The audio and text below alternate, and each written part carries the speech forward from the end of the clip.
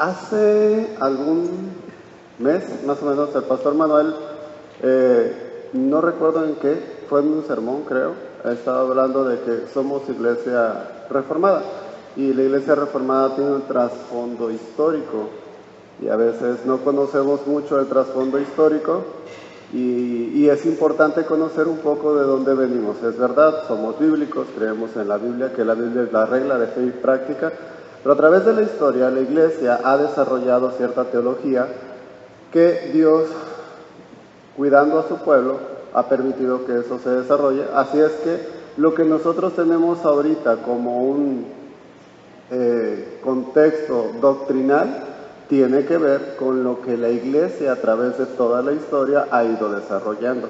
Por eso somos una iglesia reformada que tiene su origen, se le atribuye a el siglo XVI con Martín Lutero, Juan Calvino.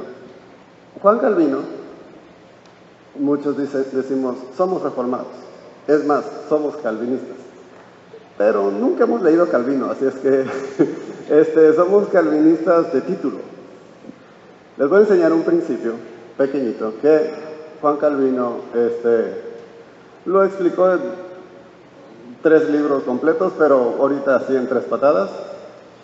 Una iglesia de Cristo se sustenta en 3 pilares importantes que definen a una iglesia como una iglesia de Cristo. Si estas 3 cosas no sustentan esta iglesia no es de Cristo. Hay 3 pilares importantes. Uno es la predicación fiel de la palabra de Dios. Segundo, la correcta aplicación de la disciplina eclesiástica o disciplina bíblica. Y número 3, la correcta administración de los sacramentos. En estos 3 pilares se sustenta la iglesia de Cristo. No vamos a hablar de los 3, obviamente nos vamos a enfocar ahorita a lo que corresponde con los sacramentos. Otra vez se lo repito, una iglesia de Cristo se sustenta en 3 pilares. La primera, si alguien me lo puede decir, la predicación es fiel a la enseñanza de la Escritura. Una iglesia de Cristo es fiel a la enseñanza de la Escritura. Una iglesia de Cristo, número 2, disciplina eclesiástica, una disciplina correcta de los procesos bíblicos disciplinarios, perdón por la redundancia. Número 3, una correcta administración de los sacramentos. No podemos hablar de todo, pero vamos a hablar un poquito de los sacramentos. Una iglesia de Cristo es una iglesia que cuida que la administración de los sacramentos sea correcta. Podemos empezar por la parte más drástica. ¿Por qué hemos de cuidar la administración de los sacramentos? Porque Pablo dice, el que come y bebe indignamente, juicio come y bebe para sí. Ah, caray, sí es un tema importante que hay que cuidar. El que come y bebe indignamente, juicio come y bebe para sí. Obviamente, ahorita vamos a hablar un poco de lo que significa en la cena del Señor practicarla de una manera indigna. Lo indigno tiene que ver por 2 lados, por parte de quien ministra y por parte de quien recibe el sacramento. No solo hablamos de la cena del Señor, también hablamos acerca del bautismo, aunque hay algo que tenemos que dejar en claro. La eficacia del sacramento no radica en la persona o las personas que lo administran, sino en la fe de aquella persona que comulga o aquella persona que participa. O sea, la persona que está ministrando el sacramento, pues la verdad es que chance y no es cristiano. Hay casos. O vamos a decir que sí es cristiano, pero en ese tiempo ese pastor o ese anciano, su vida está hecho un despapalle, o hay áreas de su vida en las que está hecho un despapalle.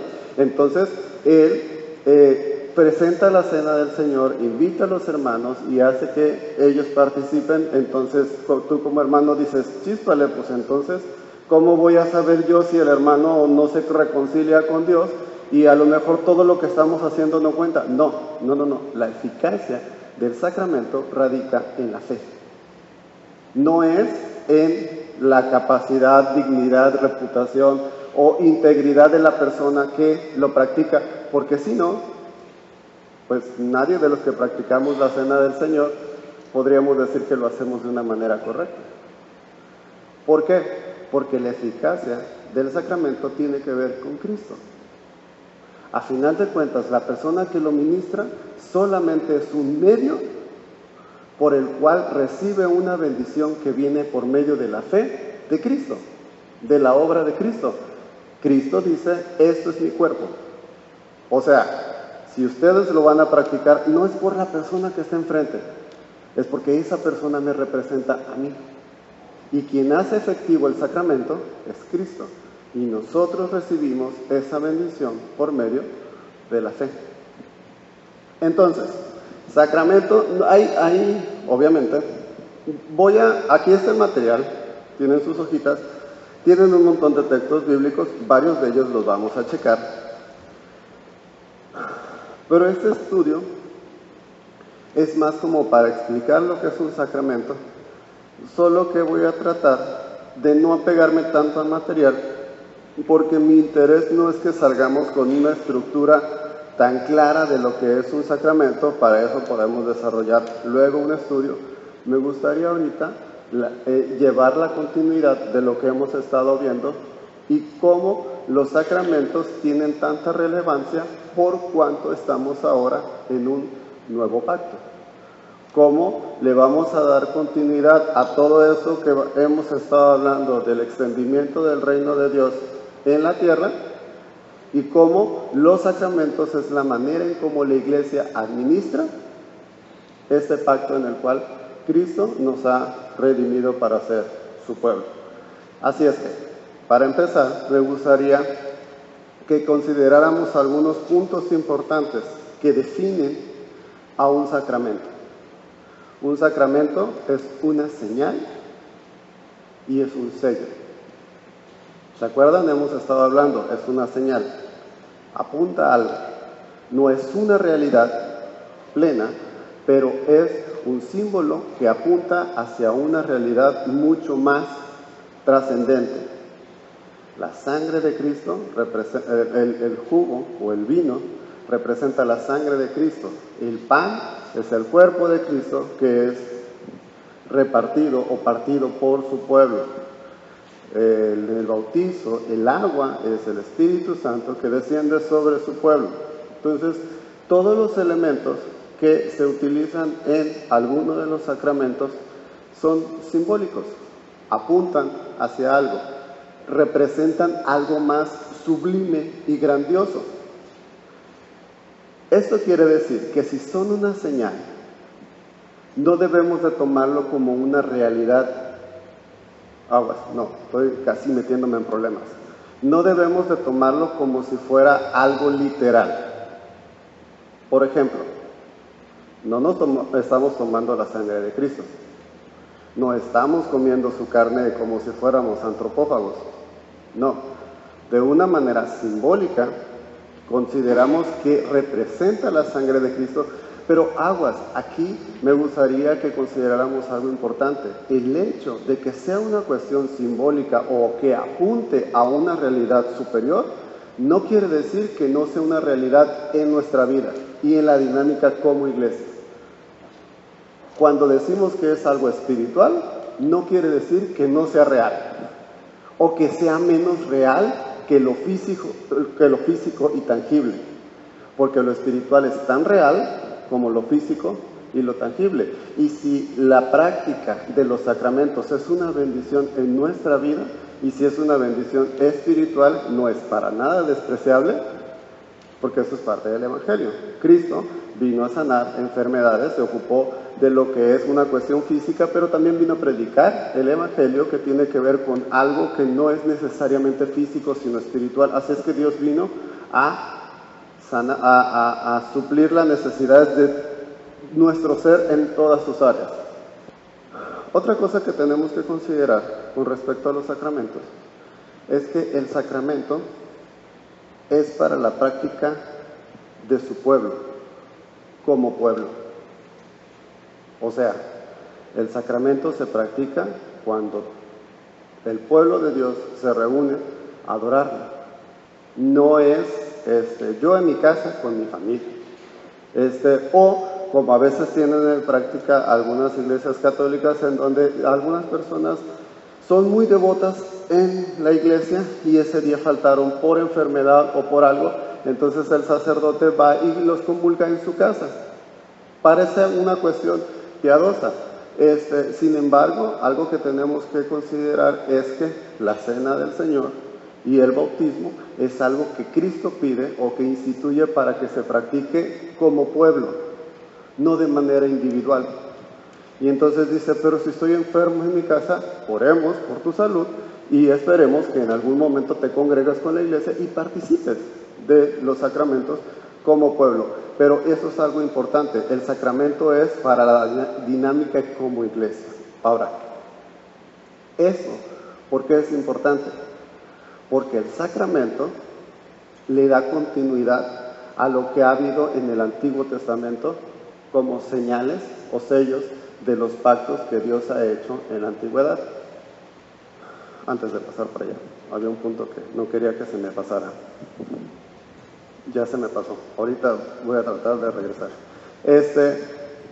En la antigüedad, en los antiguos pactos, que es el mismo pacto, pero a final de cuentas, como lo hemos estado viendo, Dios ha establecido un pacto con Adán, con Noé, con Abraham, Moisés, David, que a final de cuentas es el mismo pacto que ahora se manifiesta en todo su esplendor en Cristo, que se da a conocer como el nuevo pacto. Y en ese nuevo pacto, muchas cosas del Antiguo Testamento siguen en continuidad, pero muchas cosas quedan obsoletas, que cumplieron su función durante algún tiempo, pero a partir de la venida de Cristo, Cristo establece una dinámica diferente en el reino.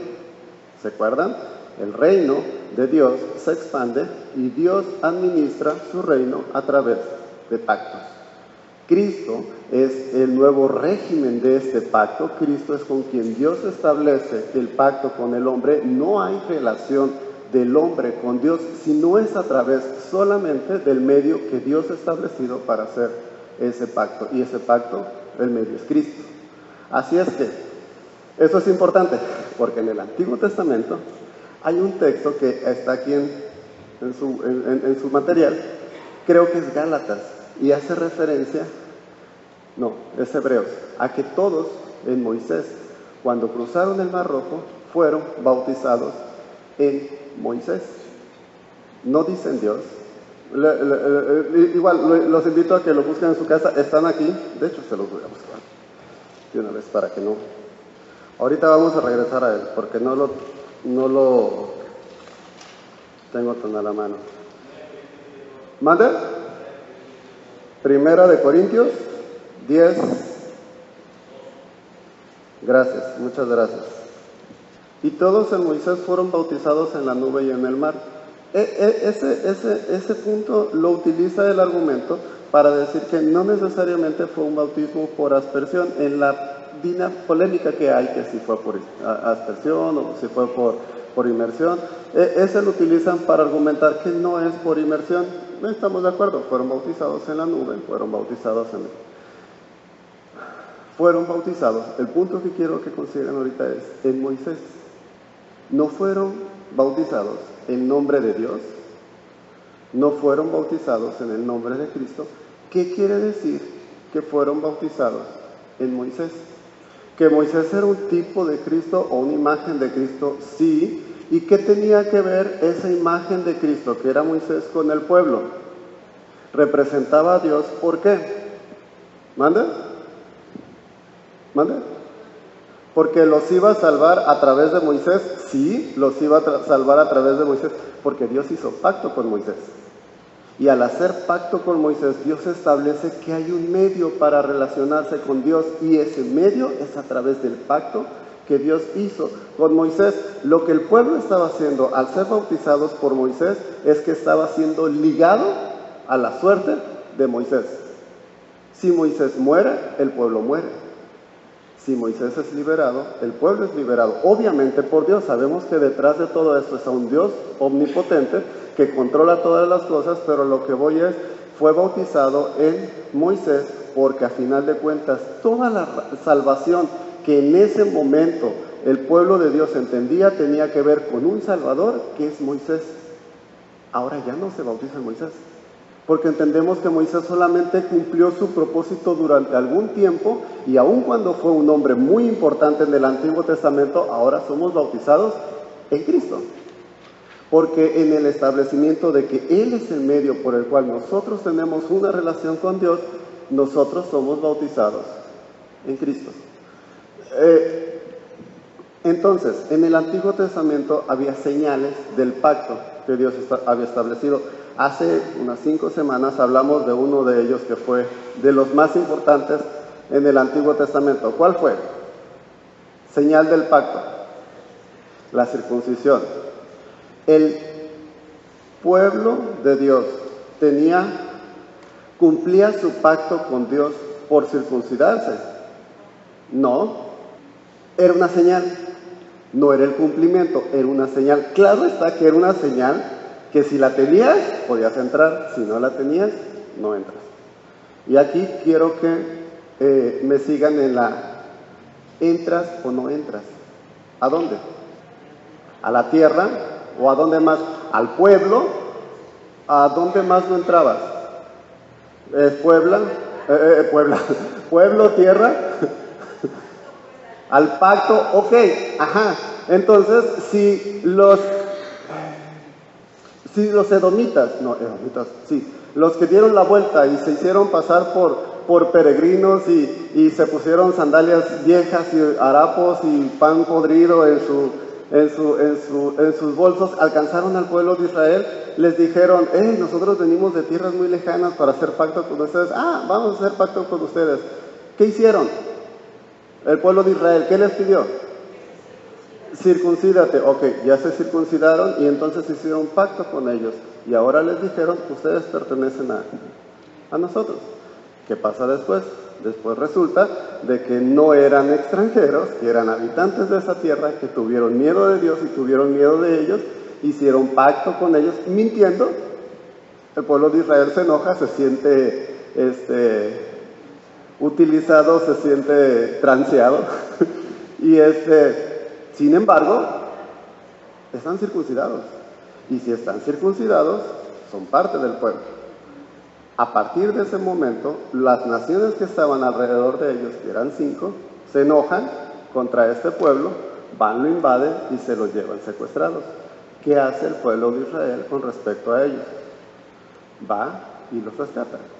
Destruye a las naciones que los secuestraron, los rescata y los regresa a su tierra. ¿Por qué? Porque son pueblo del pacto, porque están incluidos en el pueblo del pacto. Pregunta, no es capciosa, pero es clave en la clase. ¿Eran hijos de Dios? No podemos saber, no se sabe y no importa. Lo que en ese momento se quiere dar a entender es que pertenecían al pueblo del pacto. Y si perteneces al pueblo del pacto, te corresponden las bendiciones por estar en el pueblo del pacto, por la señal. Tú tienes la señal, que es la circuncisión. Entonces, ¿qué pasa si tú no tienes la señal de la circuncisión? Te pasa como Moisés, siendo el hombre tan grande que era o que iba a llegar a ser cuando va llegando a Egipto, después de que Dios le dijo, ve. ¿Se acuerdan? Y que cuando ya iba a entrar, se pone un ángel, lo iba a matar. ¿Por qué? Porque sus hijos no estaban circuncidados. En ese momento, su esposa los circuncida, los circuncida con un pedernal para que el ángel no los matara. ¿Por qué?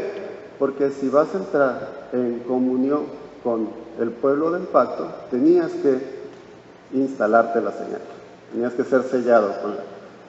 Ahora, ¿esto te hacía como que tú cumples con el pacto? No. El pacto se cumple en la obediencia a Dios. Pero ese era, vamos a decir que el punto inicial de la obediencia a Dios. Ok. Hay otros símbolos o señales en el Antiguo Testamento que te permitían gozar de los beneficios de pertenecer al pueblo de Dios. Pertenecer al pueblo de Dios implica que tenías tierra, que tenías posesión, que tenías heredad. Obviamente al tener hijos, tus hijos heredaban, tus hijas no heredaban. Pero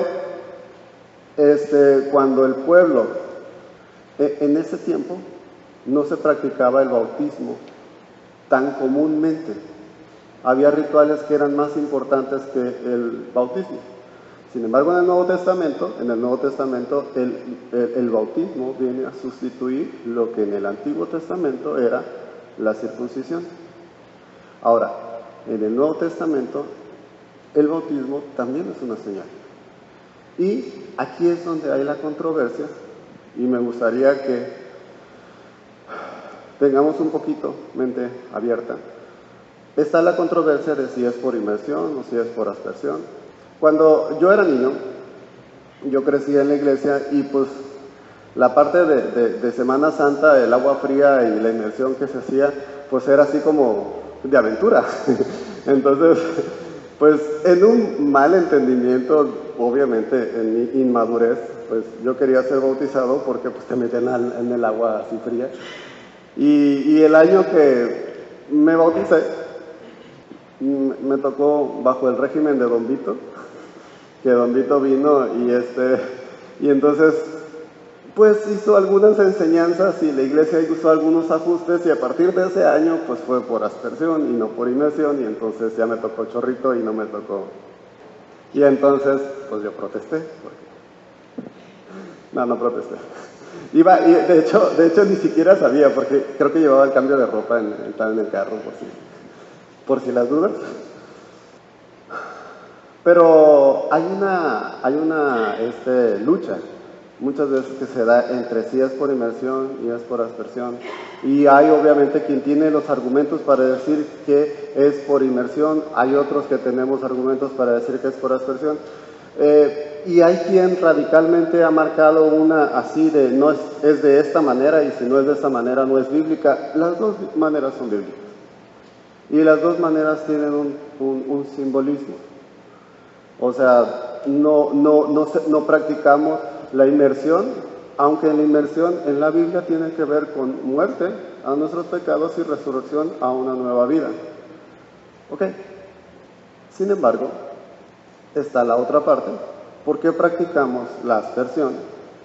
Dijera Don Vito, o la efusión, porque era de chorro, no era de ser como si fuera rociador, no, era de chorro, decía él. Esta aspersión o efusión, por lo que representa, por el símbolo o hacia lo que apunta el bautismo de aspersión.